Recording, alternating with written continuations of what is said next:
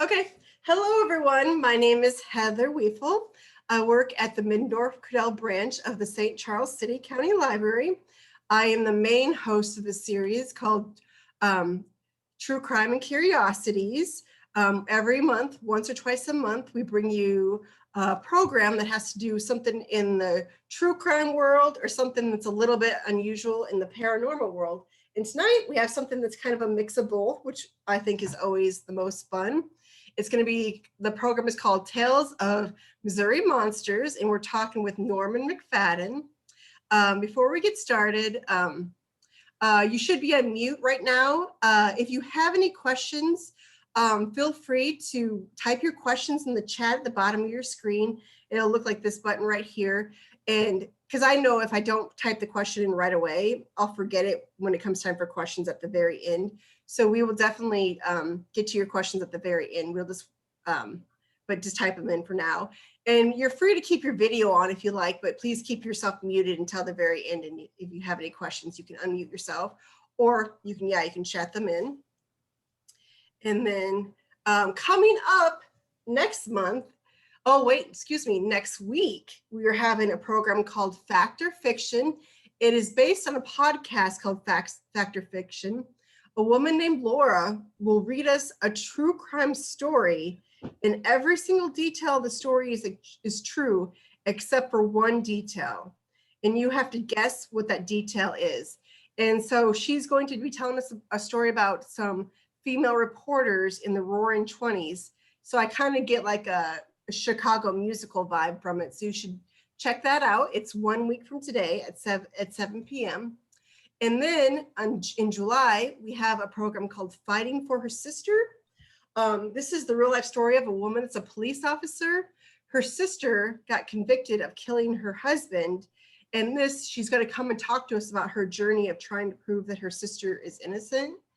And I've had a little preview and I've talked to her before, and this is a crazy story. It's like, it has an international theme. It goes over to Germany, back and forth. It's pretty insane. So you'll want to check that out. Oops. And then of course, if you have any questions or comments, you can direct them to me. There's my email address and my phone number. So if you have any suggestions about any true crime programs you'd like to see in the future, please let me know. Or if you have any suggestions for how we can improve the programs, that would be great too. So like I said, we are talking today with Norman McFadden, and I'm going to open the floor up to him, and I want him to just tell us a little bit about himself before anything else. Well, good evening. I'm Norman McFadden. I'm a country boy. I come from a little town called Leeper, Missouri, and it's down south by Poplar Bluff, Missouri.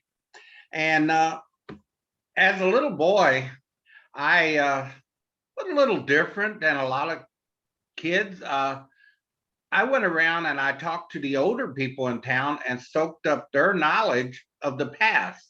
Because ever since I've been a little child, I was interested in the past. And I got all these stories in my head, and I told them to my kids at bedtime stories.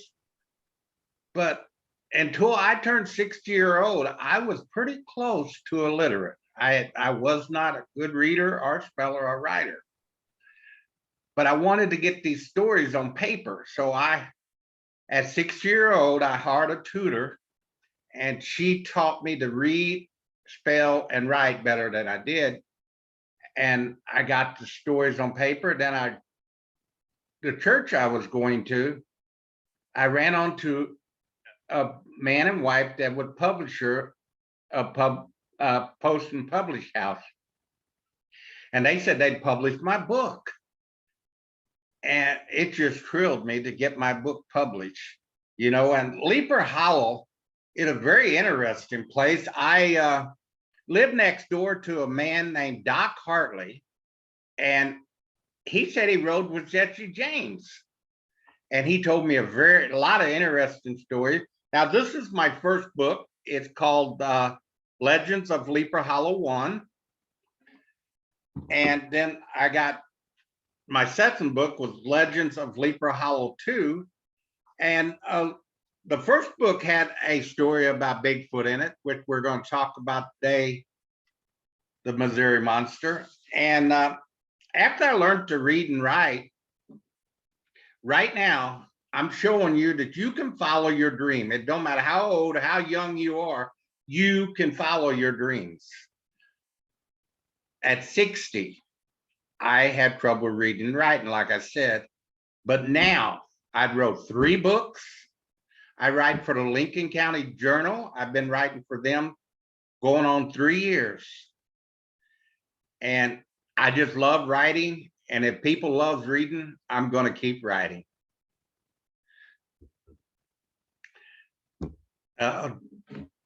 You got any more questions? You want to talk about the Missouri Monster Momo? I'd like to read a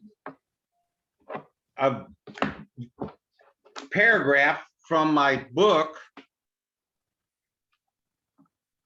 It's on page 99, and it's from the Legends of Lincoln County, Missouri.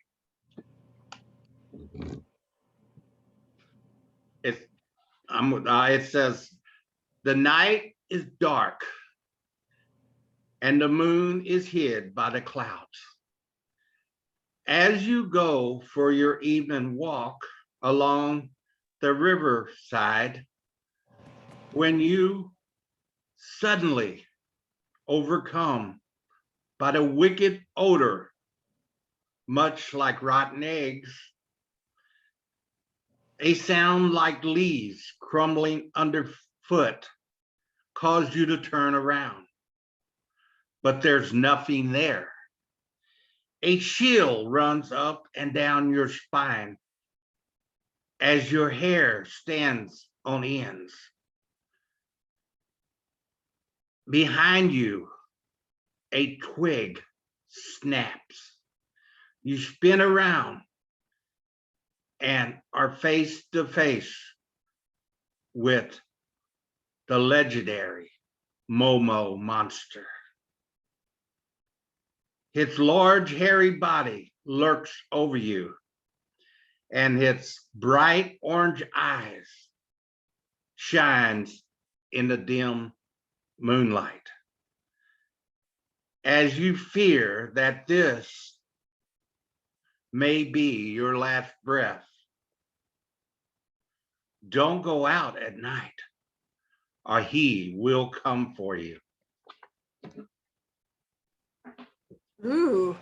So for anyone that doesn't know about the Momo monster, could you tell us a little bit more about it, just in case someone's not from Missouri? Like, who is the Momo monster? Well, Momo stands for Missouri Monster. That's the initial. And back in the 70s, they wrote a song about him, and I tracked the song down and I listened to it. It was a pretty good song. It wasn't bad. Some man from Bowling Green wrote it, and they made a B-budget movie. Now I'm going to tell you something about the movie. It took me a while to find it, but I found it, and it stunk almost bad as Momo. It was not a good movie. And then they made 3 documentaries, and I watched one of them, and it wasn't too bad. I could sit through it. But the first sighting of Momo was in 1971. They was 2 ladies driving down Highway 79 between Clarksville and Louisiana along the Mississippi. And as they was driving down through there, they was surprised when something ran across the road in front of them. And they pulled over quick as they could to try to get a picture or something of it. And by the time they pulled over, it was gone. And the well-known story of Momo that everybody knows about, the one they wrote the song about, the one they made the movie and the documentary about, was July 11th, 1972. The report was turned in by 3 kids.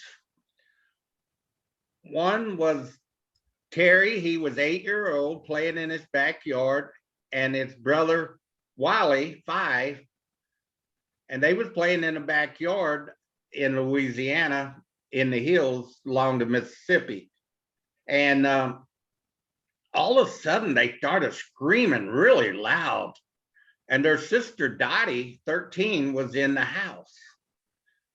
And she heard her brother screaming. So she ran as fast as she could to the bathroom window.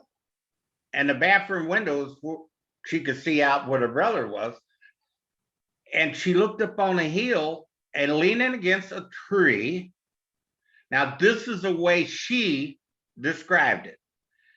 She said he had a large pumpkin head.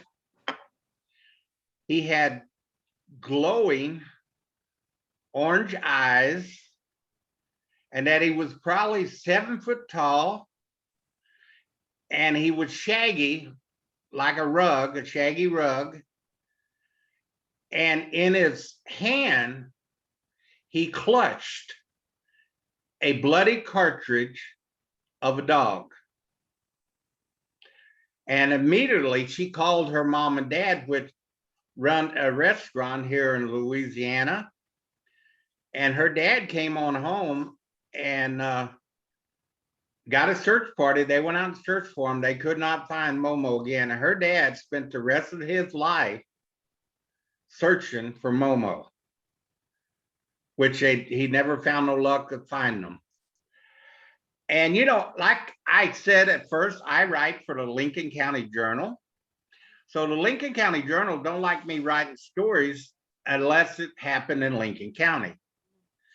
And through my research, I found out that a month before the children seen Momo up here in Louisiana, that 2 men was fishing right outside of the Criver River Park, and they was fishing on a high bank that overlooked a lower bank on the other side of the Criver River, and it was kind of a sandy beach.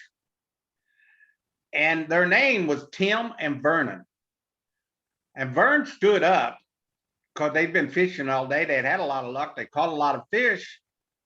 And he stood up to stretch his leg, and he looked across the Criver River to the sandy beach. And he said he seen a big, hairy hippie. You know, back in the 70s, we had hippies. And he told Tim, he said, there's a hairy, naked hippie running up and down the beach on the other side of the river. And he must be on that wacky tobacco. Did he flash in the peace sign? So Tim jumped up real quick and he looked over there and he said, nah, he said, that's not a hippie. He said, that's some kind of creature. So they walked down to the edge, down the hill, down to the edge to get a better look. And when they got down there, Momo seen them. And he let out a growl. And they were so scared because he started coming across the river. They left their poles, they left their fish, and they run back to Troy, which was 3 miles. They didn't get in their time to get in their truck to go home.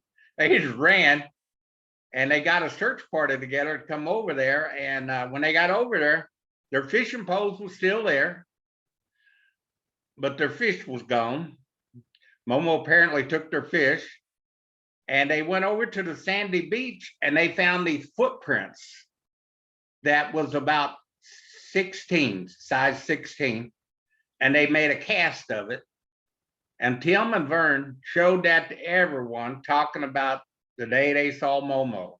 And they had the cast of the footprint to prove they seen him. And he was seen one more time in Lincoln County. It was right after the children up in Louisiana saw him. It was July 1972.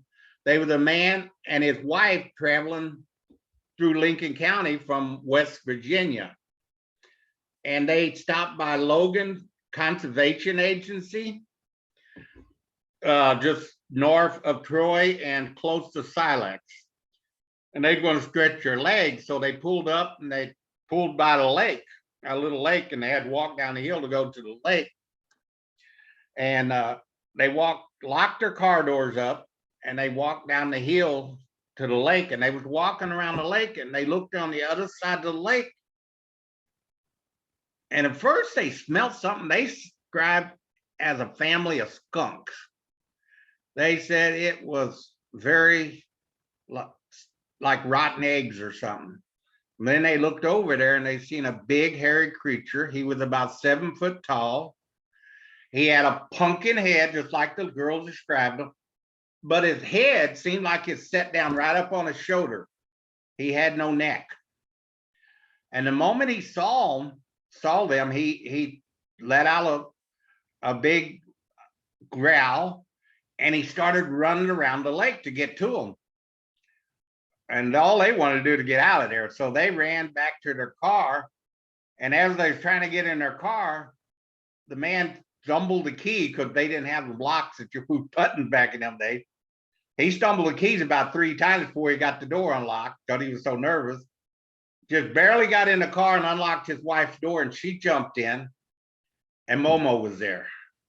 They said he beat on the hood, he beat on the roof, he beat on the trunk, he shook the car. They thought he was going to turn the car over. And they said he did that for about 30 minutes until he got tired. And then he ran off back down by the lake where he come from and headed back in the woods.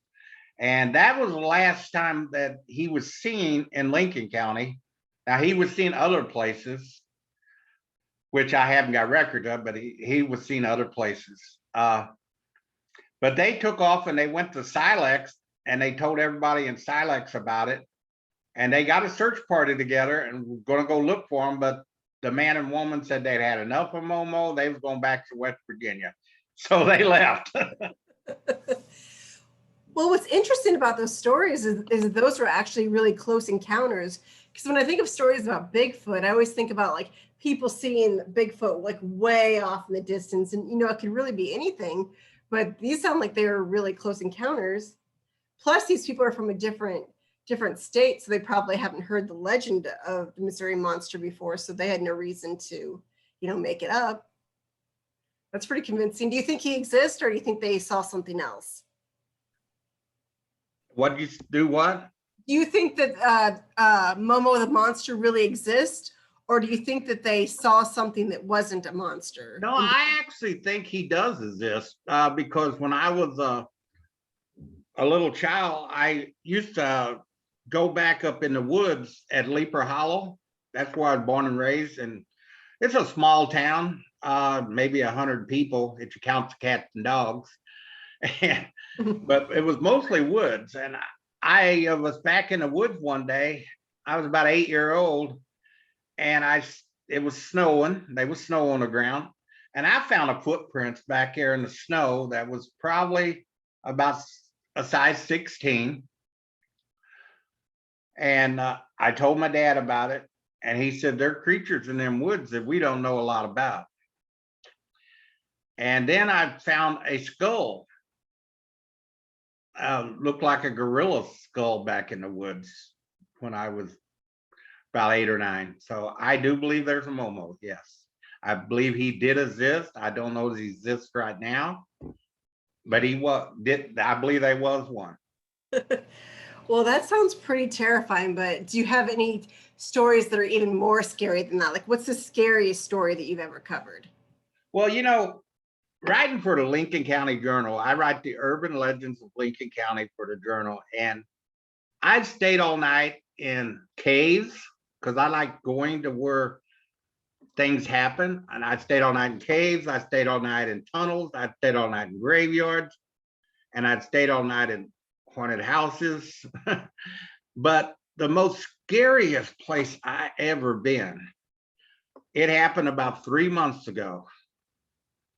This man from Hawk Point, Missouri called me. He got my number from the paper because that's where I get my tips. And he told me, he said, I got a story for you. And he said, I think you'll like it. I said, all right, go ahead. He said, well, back in 1905, there was a young couple here in Hawk Point got married. But as a child, they both was abused by their parents. So they didn't like people at all. So when they got married, they went far back in the woods as they could go. And they built a log cabin. He said they had a little girl, baby, and they named her Josie. And they wouldn't let Josie come to town at all. And when she was 12-year old, she'd never seen no one but her mom and dad. And he said they had a witch doctor or a witch that made brews to help people in town, and her name was Jessica. And she always went out in the wood to gather her herbs and spices. And she happened to be out in the woods where she ran onto Josie. And Josie, like I said, she'd never seen nobody but her mom and dad. So they got to talking.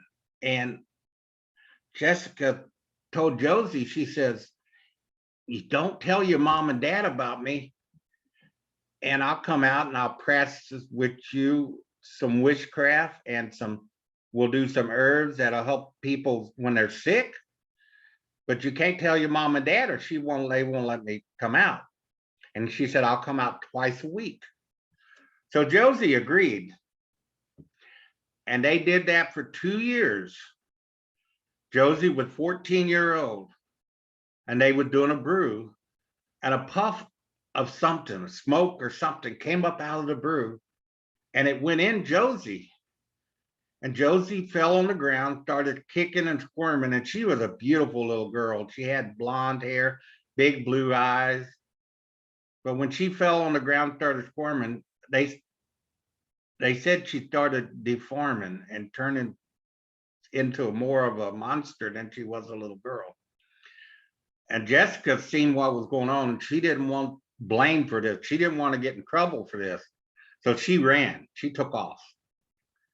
It took Josie's mom and dad, a whole night to find her. The next morning, they found her on the ground where she fell, and they just couldn't hardly recognize their little girl. So they were going to pick her up and carry her back to her room at the cabin, and she started scratching them and biting them and kicking them.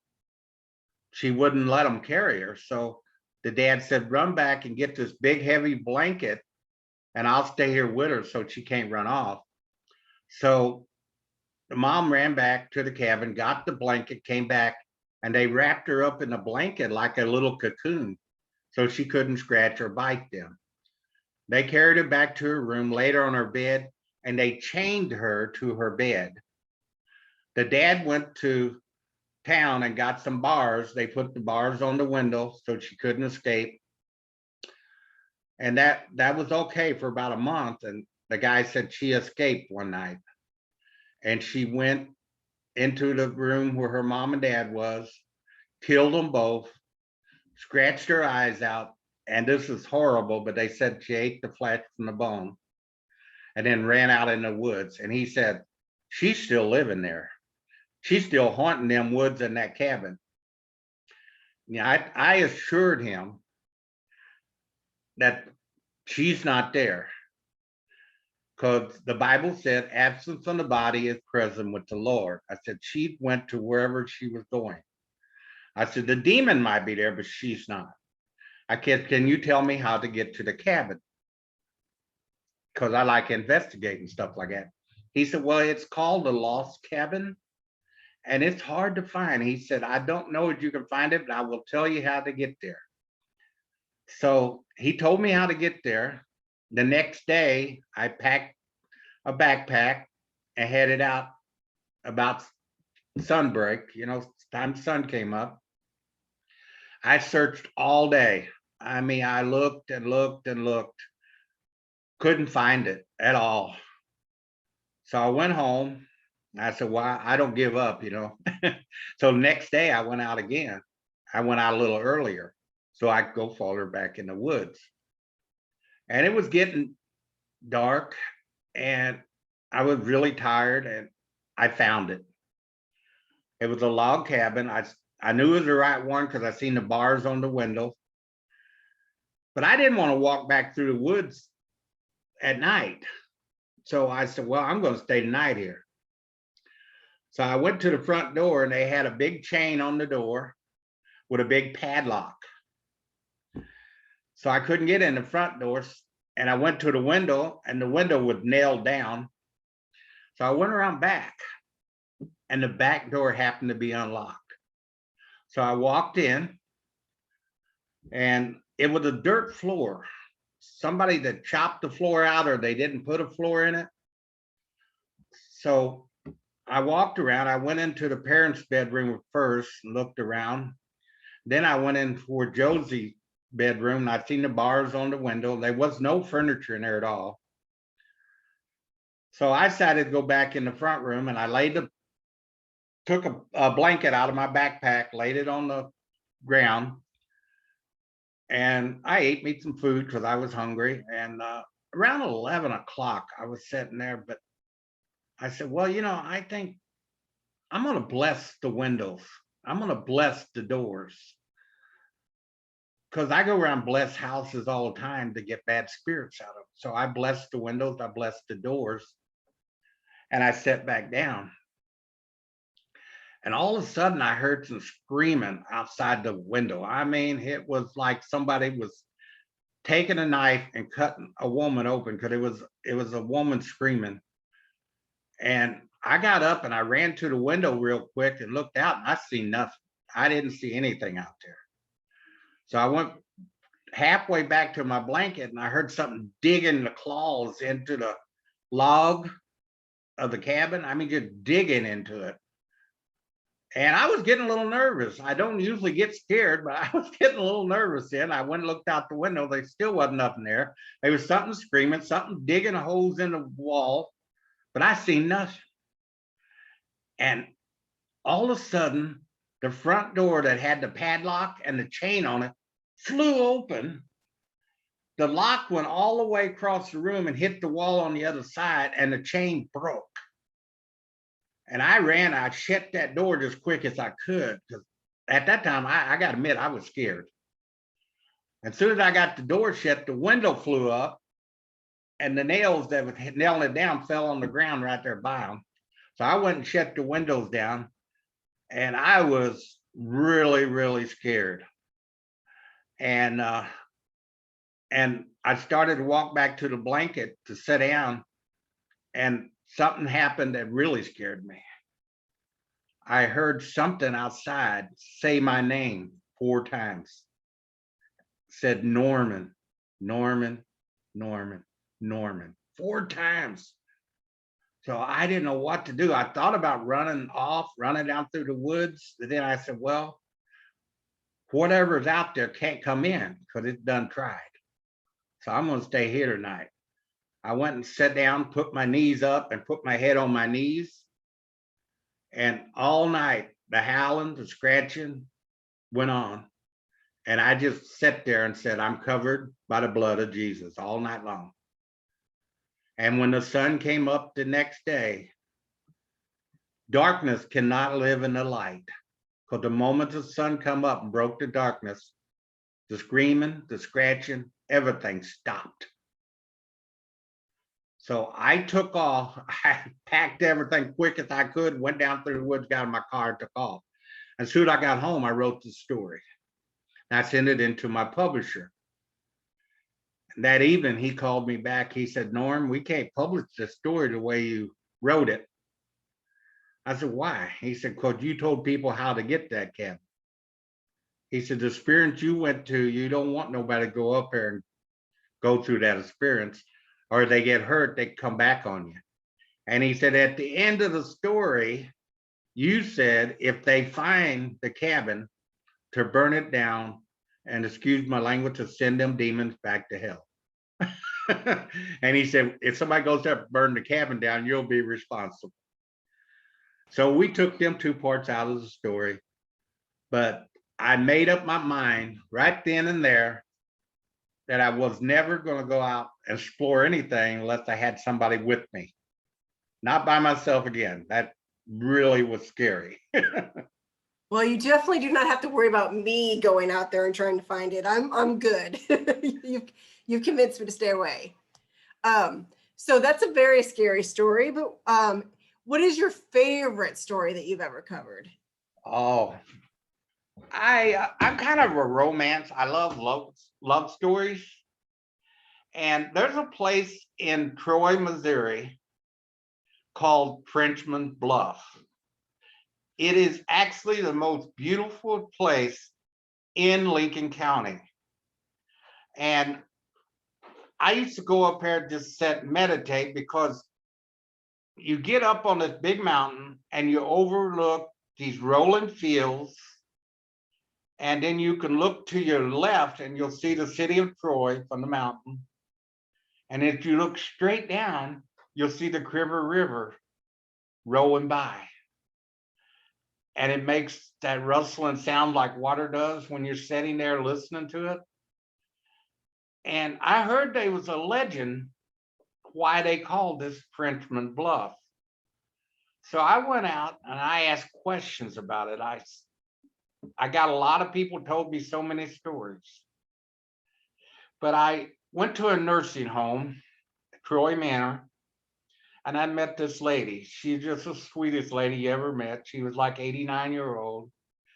And she told me this story. And I love this story. We lost the lady to the virus this year.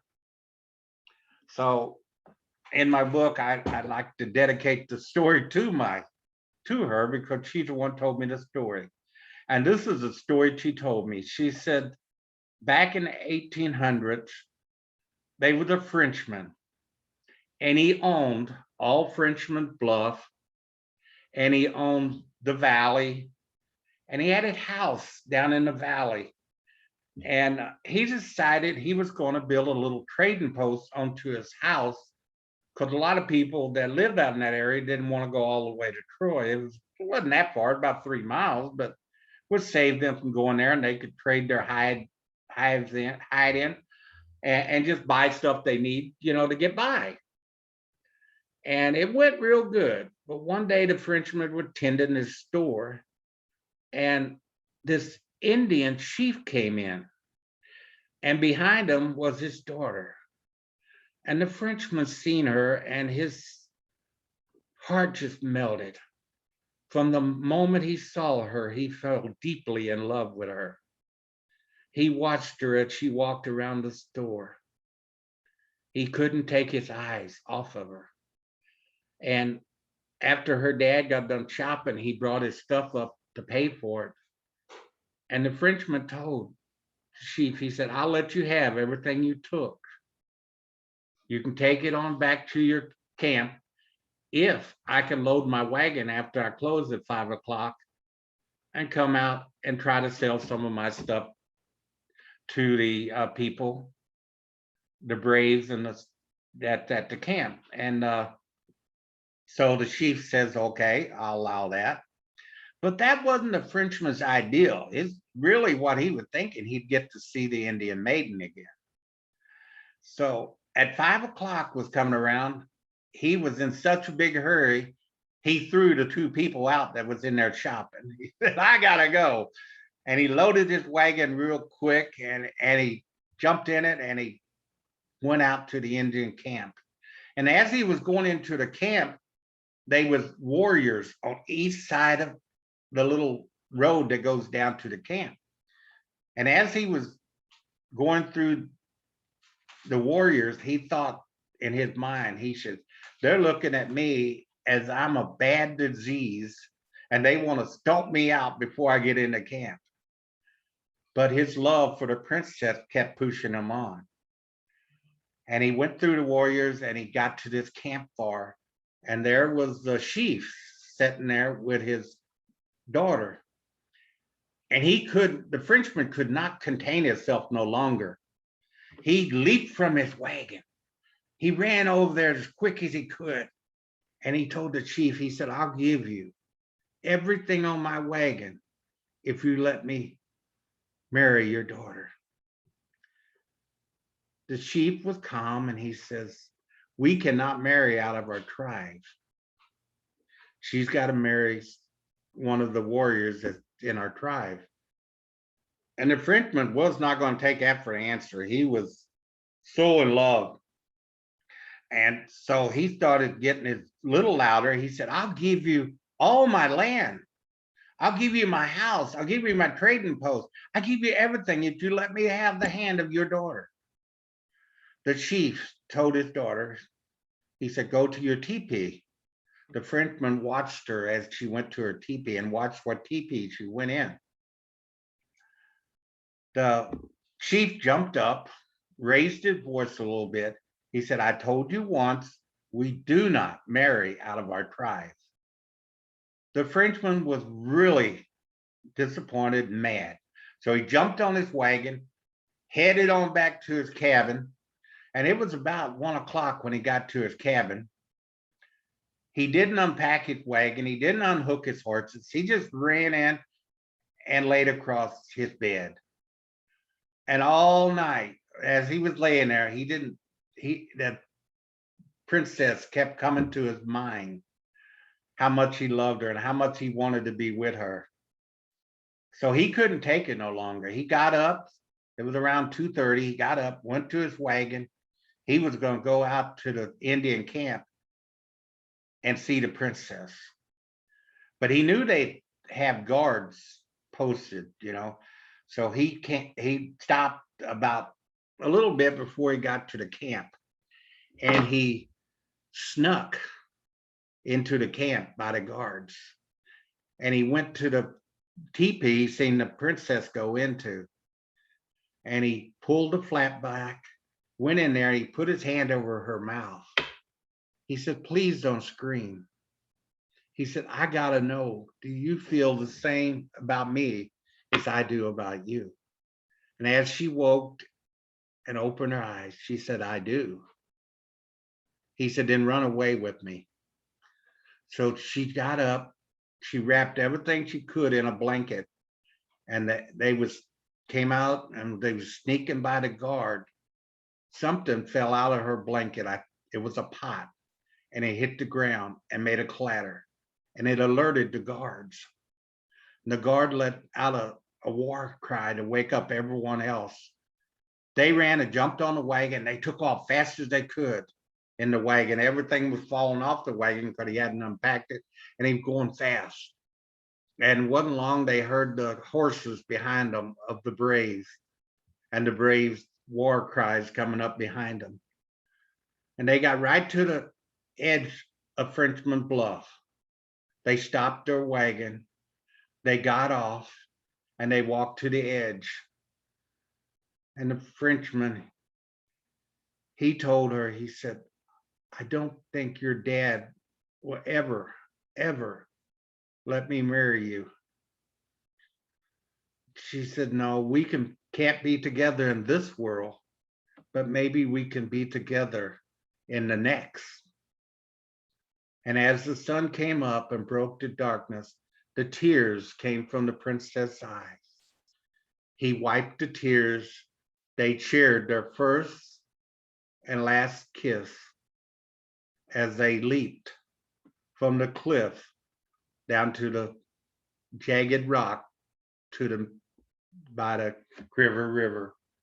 And people say if you go up there when the sun is rising, that sometimes you can see the Frenchman and the Indian maiden walking hand in hand along the shore of the River River. That's a really sad story. That's one of my favorite because I love stories, and it just touches me. That's a good story. You mentioned during your last story that you went out to the woods on a tip from somebody. How often do you get tips? Who gives you these tips, and how do you filter through them to decide which ones you're going to follow up on?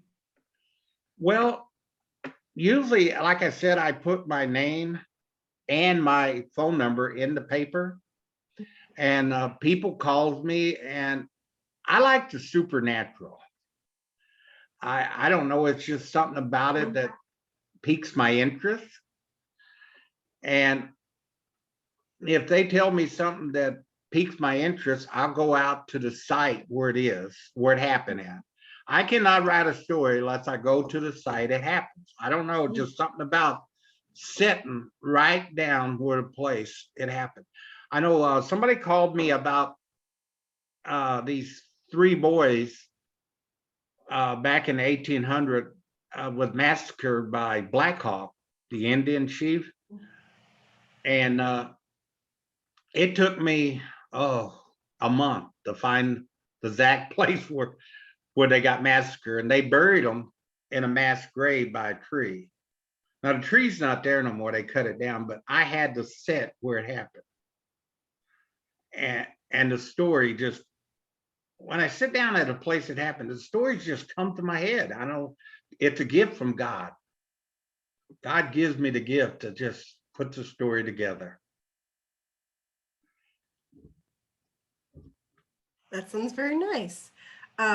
Let's see. So when I talked to you before, you had mentioned that you sometimes cover true crime cases. Is there a true crime case that you can tell us a little bit about? Something that comes to mind?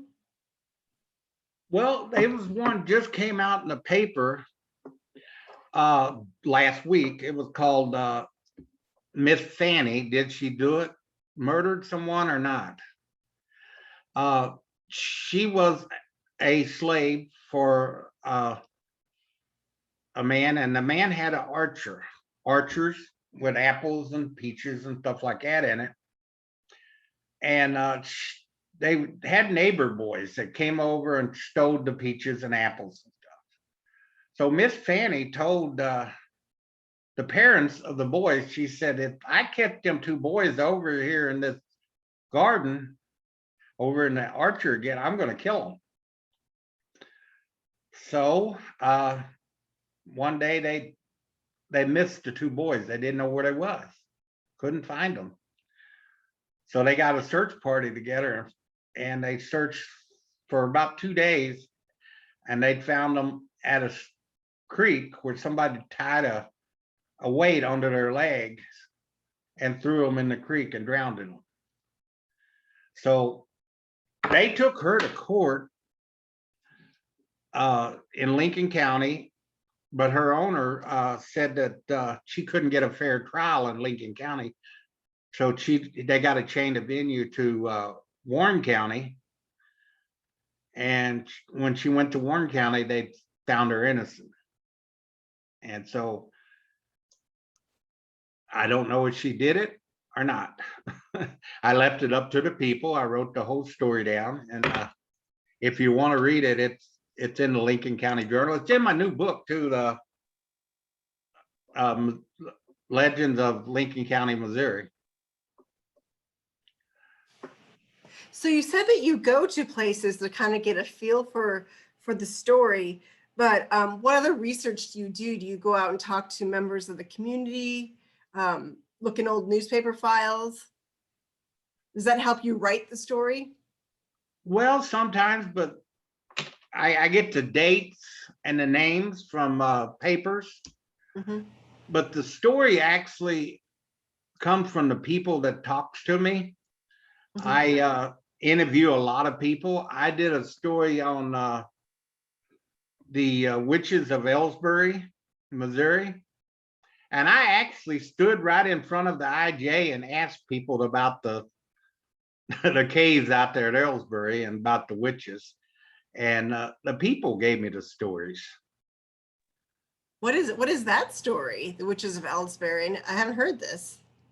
Well, it was back in it wasn't too long ago. It was in 1905. They had a whole bunch of witches, and they practiced witchcraft in the caves out at Ellsbury, and so I wanted to find out more about it. Somebody called me and told me about it, so I went, stood in front of the IJ and asked questions. Some people ran from me, and some lady stopped and she told me a story. She said they was out there digging for some kind of mineral, and they hit an underground spring or underground and this some kind of fumes squirted up and they stopped digging. And she said she knew what they'd done. She said they'd hit the gate of hells and open them. She said they opened the gate of hells, but I doubted that, you know. So I wanted to dig a little more, and it did pique my interest enough that I wanted to know more. So I went to the um, American Legion and was standing there, and I was asking people going in there, and this one old lady, she came up, she was walking on a cane, had the whitest hair you ever saw. I asked her about them caves outside of Ellsbury. I said, you know much about them? She said, yeah. She said, I'll tell you a story, but don't mention my name in the paper. You can use the story, but not my name. She said, I just moved up here. It was about 50 years ago. And she said, I had a young family, and everybody told me about the witches going out there and doing witchcraft in the cave. And she said, I wanted to check it out. She said, so I went out there on a Friday night. She said, I pulled up and it looked like a family reunion. There were so many cars there. And she said, I brought my camera so I could take them pictures. And I turned the flash off so they wouldn't notice it. And she said, I went up in the cave, and she said, everybody was dressed in these big old white robes. And she said, way up front, there was a guy standing up here by an altar, and he had a black robe on. She said, I guess he was the guest of honor or the speaker. And she said, all of a sudden, he grabbed this beautiful white cat and he was petting it. And she said, well, I guess he's a special cat. And she said, then all of a sudden he threw it down on the altar, and he took a knife and cut it open. And she said, I took pictures, but she said, after he did that, I got out of there. And she said, I went on home and none of my pictures worked. None of them developed. And she said, strangest thing happened the next week. My daughter was 13-year-old, healthy. And he said she died for unknown reason. The doctor didn't know why she died from. And she said, they're not someone to mess with. She said, our mayor used to be a warlock. And she said, I would move out of this town, but she said, I haven't got the money. But I thought it was awful strange. She went out there and then her daughter died. Yeah, that's unfortunate. That's one story I got in a little trouble for. The first time I've been in trouble, I've been writing for the Lincoln County Journal 3 years. I went out and explored the caves, went up in them and everything. And I learned my lesson. I didn't get permission from the owner to do it. Oh, I was gonna say where'd the trouble come from, but yeah. He got a little upset, so I had to call him up and apologize for trespassing. And we had to withdraw the story off of the internet. Couldn't pull the paperback though. Yeah. He didn't want a bunch of people coming to his land and trying to look at the caves, I guess. Yeah, I went ahead and put it in my book because I took some pictures from the railroad track. Mm-hmm. And he can't say anything if somebody stands on the railroad track. Yeah. But the whole story is in my book. That is very cool. So it sounds like you are like a natural storyteller. Do you come from a long line of storytellers? Like, were your parents storytellers too? No, not really. I guess I was born. God gave me the gift of telling stories and putting stories together because I always loved history. I mean, Mm-hmm. like I said, I went around and talked to the older people and just soaked up the knowledge of the past they told me. And that guy that said he rode with Jesse James, I don't know if he did or not. I don't know if he's old enough, but he was, to me, at 8-year-old, he looked about 100. I don't know how old he was. But yeah, he is in my book, and all the stories he told me, it's in the first book, Legends of Leaper Hollow. And it was very interesting, and it's just a gift from God. Definitely. And if anyone has any questions, feel free to unmute yourself. We just have like about 7 more minutes left. So if you have any questions, or you can type them in the chat if you don't want to unmute yourself or put on your video. But let me see. I just thought of a question, not that I lost it. Now, Yeah. I know go you ahead. said we had about 7 minutes, but I love solving something that murders or something that's never been solved before. Mhm. In Legends of Sleeper Hollow, there was a blind man got burned up in his house when I was about 10-year old. And nobody knew the true story how he got burned up until I put out the legend. What happened?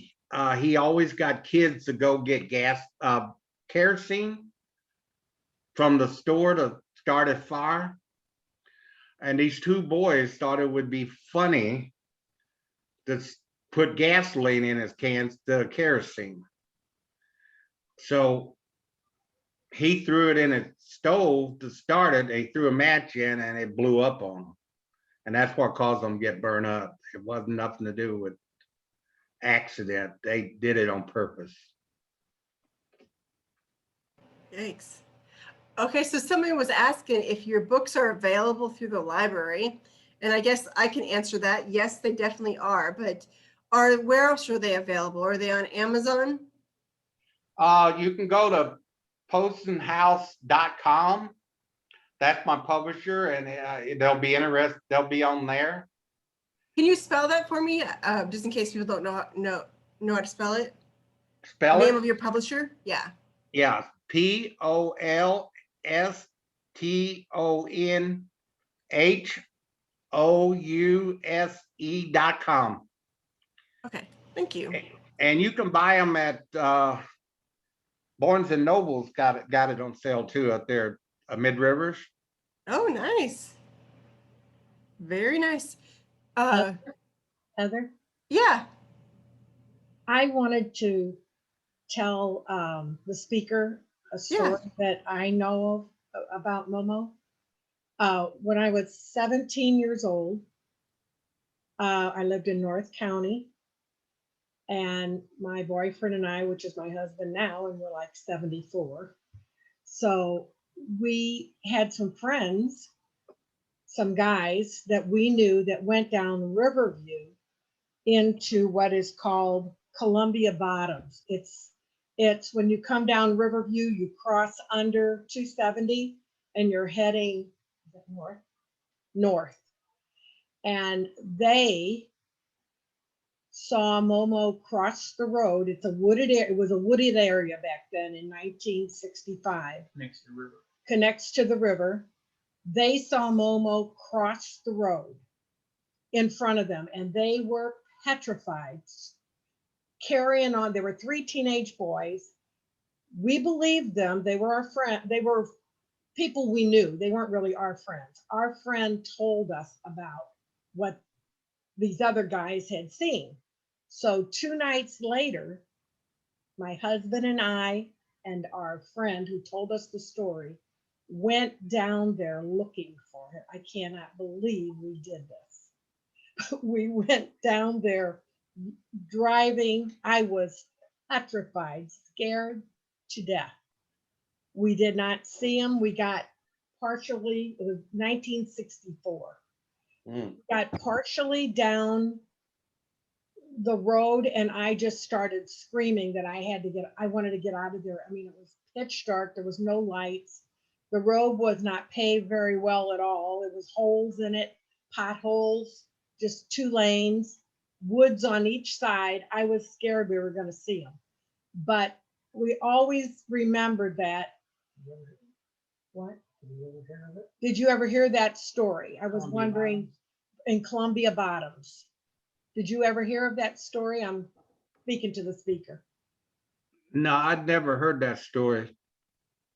I don't think they ever told it to the newspaper or to anyone except maybe friends. But I believe that was true. We never heard any different. They said it was hairy brown hair. He just crossed across the road. in front of their car. All he had was his headlights.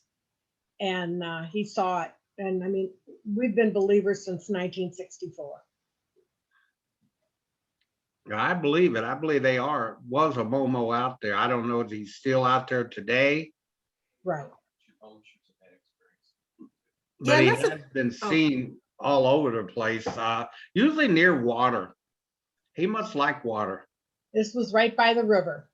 This was Yeah. alongside the river. The road runs right along the river. Yeah. 'Cause that's where usually sighted at, around lakes, rivers, creeks. So, It's a Mississippi, right? Yeah, it was the Mississippi River. yeah. Okay, I just wanted to tell you that. Oh, thank you very much. Yeah, and the thing about sometimes those stories is people are afraid to tell other people, and maybe that's why the story never got back to Norman, is because sometimes people are afraid, like, oh, people are going to think I'm crazy if I tell them the story. But thankfully, we have people like Norman out there that will tell these stories for them. I will tell them. If they call me, I will let the people know about it. If anything ever happens to me, I'll just pass the story along to you. All right. Hopefully nothing ever does, though. I'm too much of a scaredy cat. All right, does anybody else have any questions? I think we are all good, but definitely, yes, the book is at the library, but yeah, check it out at the website. Whitney was kind enough to put the link to the publisher on there. So if you want to read more, I read some of the book, and it's a really fast read. It's small, so you should be able to quickly go through some of the stories. They're kind of scary. So thank you very much for everyone for coming tonight, and thank you, Norman, for being here. I appreciate it. I appreciate you having me. You're welcome. Have a good night.